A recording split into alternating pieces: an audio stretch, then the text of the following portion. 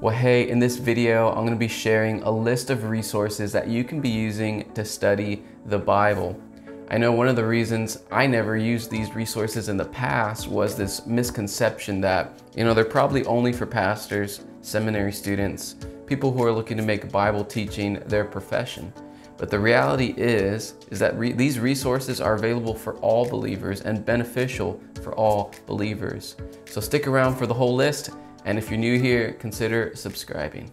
So first up on the list is a Bible concordance. So a Bible concordance is going to do a couple of things for you. It's going to list every word in the Bible alphabetically, and then it's going to give you every instance of that word throughout Scripture. So for example, if you wanted to know how many times the word love appears in the Bible and where you could find it, then you can go to your concordance, letter L, find the word love, and then it's going to list every single Bible verse in the Old or New Testament of where that word love appears.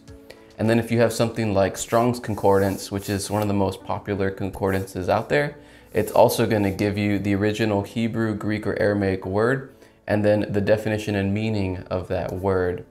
Something to keep in mind with a concordance is that it's based on a specific translation. So if you prefer keeping things consistent in your study, then you might want to find a concordance in your preferred translation. For example, Strong's is based on the King James Version.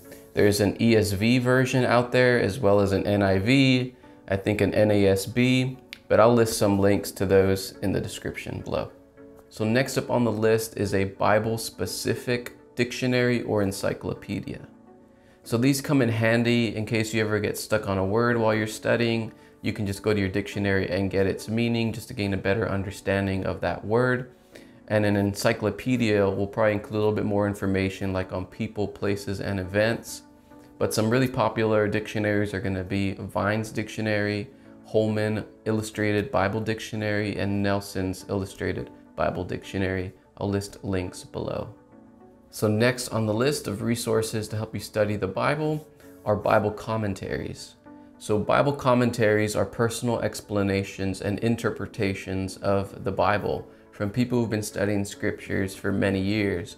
And so I personally love looking at commentaries when I'm studying passages, and I love just getting the different perspectives from different people. So I'll use multiple commentaries because everyone has a different way of explaining things. So some like to break it down verse by verse, some like to break it down by chapter. So it's all about your preference, but it's great to get the different perspectives. So some popular commentaries are going to be Matthew Henry's commentary, Jamieson, Fawcett, and Brown commentary. There's the Moody Bible commentary, and a bunch of more. So I'm going to list some of those links in the description below as well.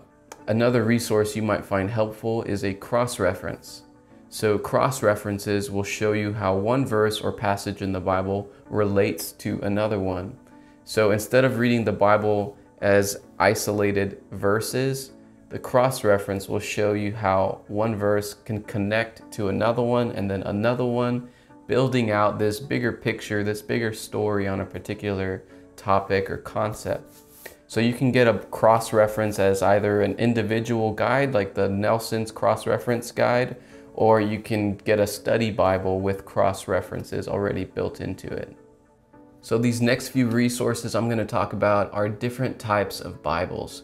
So you most likely already have a Bible, but in case you're interested in learning about what other types of Bibles are out there that could help me study better, then the first type of Bible is a study Bible. So study Bibles are going to be great for those who are just starting out. They're definitely going to be the most bang for your buck. They already include things like commentaries, cross-references, concordances, dictionaries, and a bunch of other features depending on which one you get. There's also a study Bible for every walk of life now. So they have some for youth, for adults, even men and women specific study Bibles. Some popular study Bibles are going to be the ESV study, the Life Application Study, the Dakes, Holman Study Bible, and a bunch more, but I'll list some links to those in the description below. The next type of Bible out there is a parallel Bible. So a parallel Bible is one Bible with multiple translations side by side. So my wife uses one. It's a bilingual Bible. It has English on one side and Spanish on the other, but you can find some with two English translations side by side, I've even seen some with up to 4 translations in one. Now, you don't necessarily need a parallel Bible, but I mention it because I do think it's important to compare translations whenever you're studying the Bible. I personally use ESV and NLT, but of course, translation is preference. So the last type of Bible I'll mention is a journal Bible.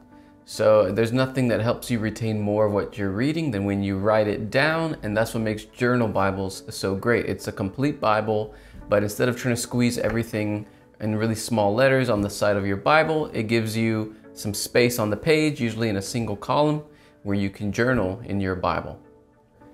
So now, moving on from Bibles, the next resource on my list is going to be Bible study software and apps. And so this is going to be a great option for those who don't want to be collecting or hauling around physical books everywhere when it's time to study. They want something that they can access on their phone, their computer, or their tablet. What's cool about these is that these softwares already have built in everything we've already covered. They have commentaries, concordances, dictionaries, and a lot more. And the great thing is a lot of them out there are free. Some of them have paid or upgrade options. I'll be doing a video that's talking about the best or my favorite online resources for studying the Bible. One of the ones me and my wife use is called Blue Letter Bible. It's free, it's web-based, they have an app option, it's easy to navigate. But again, the great thing about online resources is that it already has everything all in one convenient place. And finally, the last resource on my list to help you study the Bible is going to be Topical Books.